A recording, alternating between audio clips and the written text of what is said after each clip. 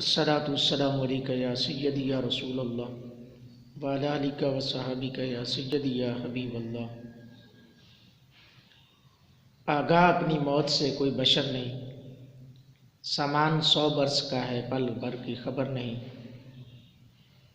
عمل سے زندگی بنتی ہے، جنت بھی جہنم بھی، یہ خاکی اپنی فطرت میں نہ نوری ہے نہ ناری ہے۔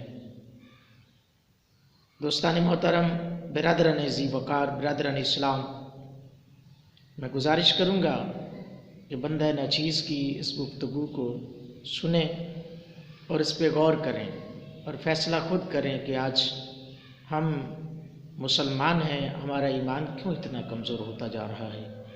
حقیقت میں یہ ہے کہ علامہ اقبال رحمہ اللہ فرما گئے کہ یہ سر پہ باندھے ہوئے کفن موت سے ڈرتے نہیں ذرا، یہ سر پہ باندھے ہوئے کفن موت سے ڈرتے نہیں ذرا، ان کے دلوں سے عشق مصطفیٰ کو نکال دو۔ آج حقیقت ہے جو ایک وبا کو لے کر مسلمانوں کے ایمان کو کمزور کیا جا رہا ہے، اور بڑا دکھ ہوتا ہے جب یہ باتیں سننے میں ملتی ہیں کہ پورا کا پورا میڈیا اسی بات پہ زور دے رہا ہے کہ جی بس گھروں سے نہ نکلو، حتیٰ کہ مسجدوں میں نہ جاؤ، گھروں میں رہو، محصور ہو جاؤ۔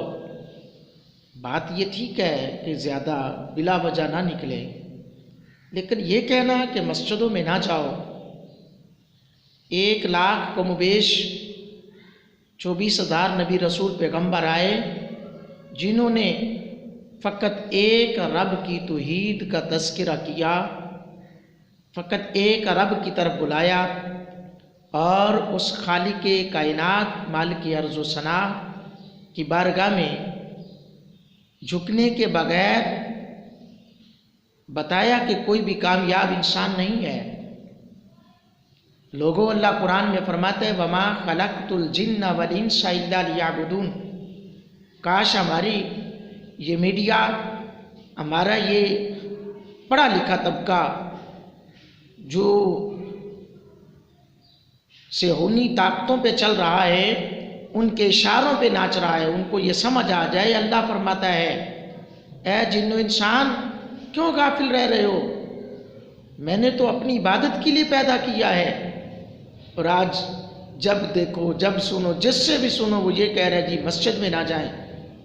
کسی بھی میڈیا والے نے یہ بات کی ہے کہ آپ مسجد میں جائیں، نماز پڑھیں، یا گھر میں نماز پڑھیں، تلاوت قرآن کریں، قرآن کی تعلیمات پہ عمل کریں، اللہ اور اللہ کے رسول صلی اللہ علیہ وآلہ وسلم کے احکامات پر عمل کریں۔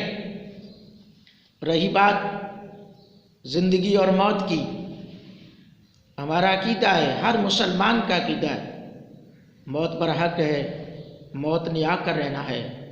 اب چاہے وہ کسی بھی طرح سے آئے، چاہے وہ بلڈ پریشر کی وجہ سے آئے، ہیپاٹائٹس کی وجہ سے آئے، چاہے وہ شوگر کی وجہ سے آئے، کینسر کی وجہ سے آئے، ایکسیڈنٹ یا حادثے کی وجہ سے آئے، یا وہ کرونا وائرس کی وجہ سے آئے، طاعون سے آئے، کسی بھی چیز سے آئے، موت سے کوئی بھاگ نہیں سکتا۔ یہ پڑھی لکھی ہے، ایک ایسا سچ ہے جس کا کوئی بھی انکار نہیں کر سکتا، اور نہ کسی نے کیا ہے نہ کوئی کر سکتا ہے۔ لیکن یہ سمجھ میں نہیں آتی بات، لوگ اس کے باوجود جو ہے خوف و ہراس کا شکار ہیں، اور مسجدوں میں نمازیوں کی تعداد بڑھنے کی بجائے کم ہو رہی ہے۔ کیوں؟ کہ سارا کا سارا یورپ یہ چاہ رہا ہے، مغرب ممالک یہ چاہ رہے ہیں کہ مسلمان رب کے آگے جھکنا چھوڑ کر ہمارے آگے کشکول پھیلائیں، ہم سے بھیک مانگیں، ہم انہیں خوش رکھیں گے۔ اور اس بات کو وہ سارے لوگوں نے ماننا شروع کر دیا۔ آپ مجھے یہ بتائیں، میں نے یہ بات واضح ہے کہ آج تک کوئی بھی بندہ، تاریخ گواہ ہے، نبی پاک صلی اللہ علیہ وآلہ وسلم کی سنت کی وجہ سے کسی کو موت واقع ہوئی ہو۔ ہاتھ کو ملانا حضور کی سنت ہے، معانقہ کرنا میرے کریم آقا علیہ السلام کی سنت ہے، ارے بابا آج جو بار بار ہاتھ دھونے کی باتیں ہو رہی ہیں، صاف ستھرا رہنے کی باتیں ہو رہی ہیں، میرے کریم آقا تو آج سے 1450 سال پہلے فرما گئے کہ الطہور شطر الایمان، صفائی نصف ایمان ہے۔ پھر کیوں ہم نے صفائی کو چھوڑا؟ کیوں ہم اتنا صاف ستھرا رہنے کی باتیں کر رہے ہیں؟ بات یہ ہونی چاہیے کہ میرے کریم آقا کی ہر سنت میں فائدہ ہے، ہر سنت کے اندر شفا ہے۔ اب ڈاکٹر مانتے ہیں کھڑے ہو کے پانی پینے سے بے شمار قسم کے بیماریاں، اپینڈکس کی بیماری ہے وہ جنم لیتی ہے، گرم گرم کھانا کھانے سے معدے میں تیزابیت ہوتی ہے۔ تو بابا یہ ڈاکٹروں کی بات مانتے ہو، ان لوگوں کی باتیں مانتے ہو، میرے کریم آقا علیہ السلام کا فرمان نہیں سنا؟ حضور نے فرمایا پانی کو آہستہ آہستہ پیو، آرام سے پیو، 3 سانسوں میں پیو، پانی کو دیکھ کر پیو، کھانا ٹھنڈا کر کے کھاؤ، گرم گرم نہیں کھاؤ، چبا چبا کر کھاؤ۔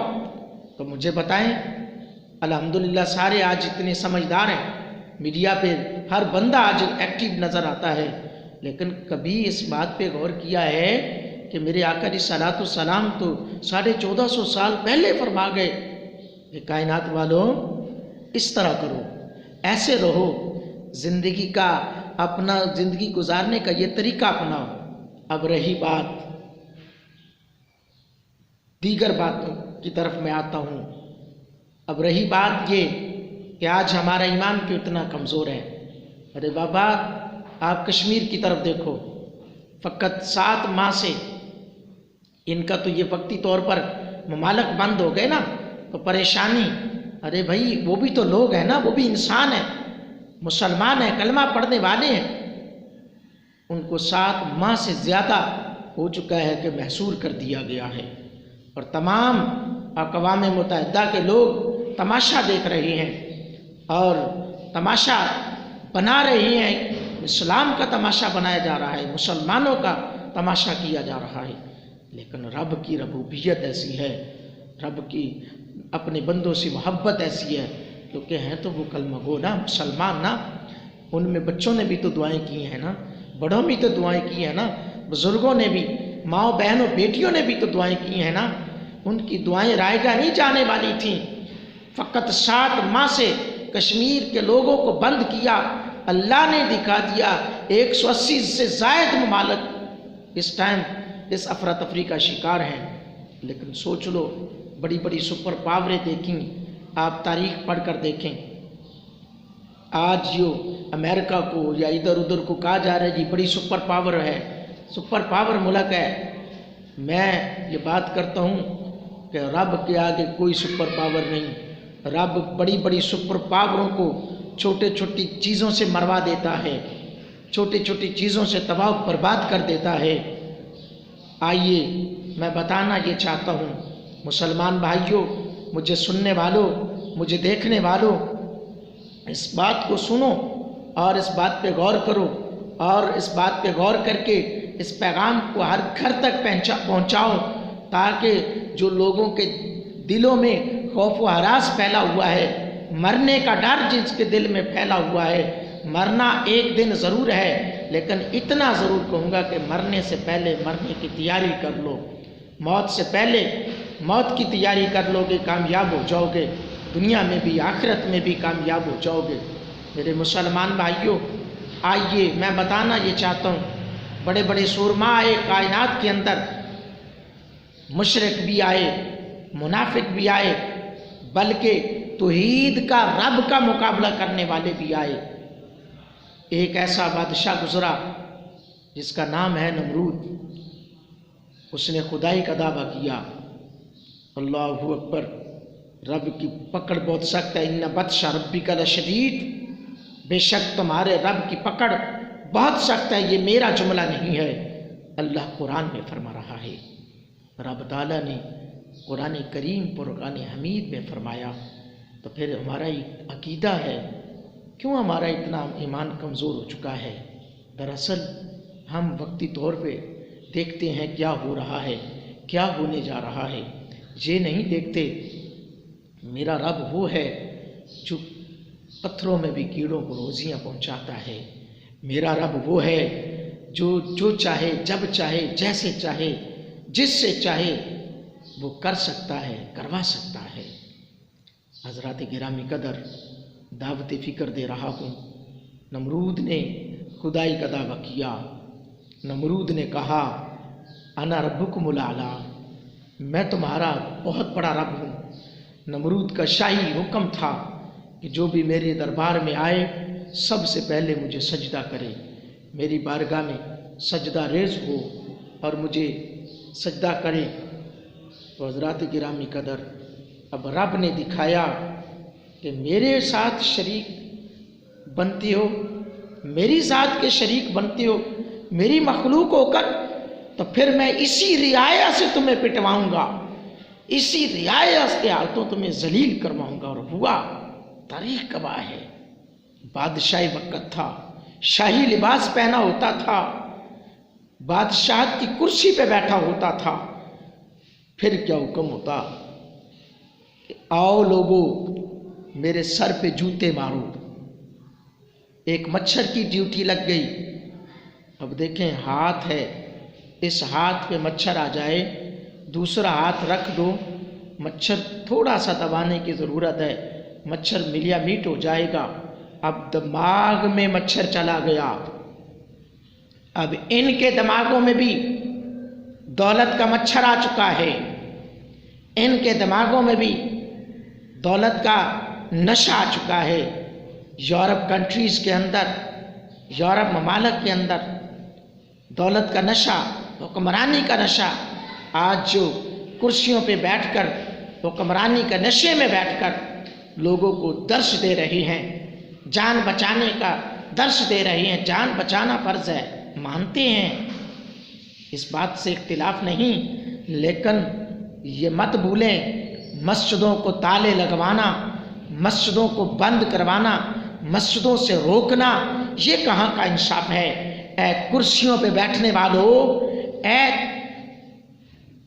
حکمرانی کے نشے میں ڈوبنے والوں، ذرا ہوش کے ناخن لو، ذرا سوچو، رب کے عذاب سے ڈرو۔ نمرود سے زیادہ حکمرانی تمہاری سخت نہیں ہے۔ نمرود، فرعون، حامان، شداد سے زیادہ دولت نہیں ہوگی۔ وقت کے نمرود نہ بنو، وقت کے فرعون نمرود نہ بنو، وقت کے حامان شداد نہ بنو۔ میرے دوستو، میرے محبوب کریم علیہ الصلوۃ والسلام کے غلاموں، مچھر کی ڈیوٹی لگ گئی، مچھر گیا دماغ میں۔ اب وہ کیڑا دماغ میں چلا گیا، اللہ نے اس کو زندہ بھی رکھا، اس کی روٹی روزی کا بھی انتظام کیا، اس کے زندگی کا انتظام کیا۔ کیوں؟ ذلیل کروانا تھا رب نے، کیونکہ رب قرآن میں فرماتا ہے وَتُعِزُّ مَن تَشَاءُ وَتُذِلُّ مَن تَشَاءُ بِيَدِكَ الْخَيْرُ إِنَّكَ عَلَىٰ كُلِّ شَيْءٍ قَدِيرٌ۔ اے ملکو، قوم کے حکمرانوں، اللہ کا قرآن پڑھ کے دیکھو، قُلِ اللَّهُمَّ مَالِكَ الْمُلْكِ تُؤْتِي الْمُلْكَ مَن تَشَاءُ وَتَنزِعُ الْمُلْكَ مِمَّن تَشَاءُ وَتُعِزُّ مَن تَشَاءُ وَتُذِلُّ مَن تَشَاءُ بِيَدِكَ الْخَيْرُ إِنَّكَ عَلَىٰ كُلِّ شَيْءٍ قَدِيرٌ۔ کبھی اس آیت کی طرف توجہ دی ہے؟ کبھی اس آیت کی طرف غور کیا ہے؟ میرے دوستو، پھر کیا حکم ہوتا؟ آؤ مجھے جوتے مارو۔ جوتے کھاتے کھاتے نمرود ختم ہو گیا، تباہ و برباد ہو گیا۔ تو میرے دوستو، میرے اس جملے کی طرف غور کرو، ڈرو اس رب کے عذاب سے، ڈرو اس رب کی پکڑ سے۔ بلکہ لوگوں کو چاہیے، میں اپنے وثوق سے، آپ لوگوں کے وثوق سے یہ دعوت دے رہا ہوں کہ نماز کی پابندی کرو، قرآن پاک کی پابندی کرو، قرآن پاک کی تلاوت کی پابندی کرو۔